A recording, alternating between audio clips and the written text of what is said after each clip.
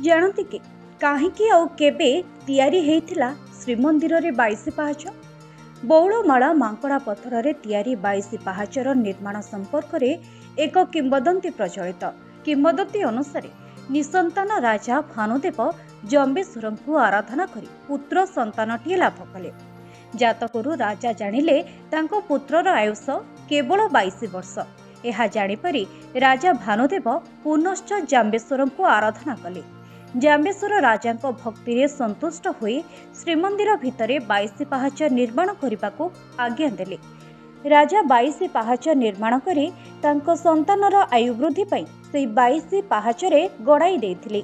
श्रद्धालु माने सेथिपाई निज निज पिलामानकर आयुष वृद्धि निमंते 22 पाहाच रे गड़ाई दियंती निज संतान को। 22 पाहाच रे पितृपुरुषों को श्राद्ध दिया जाए।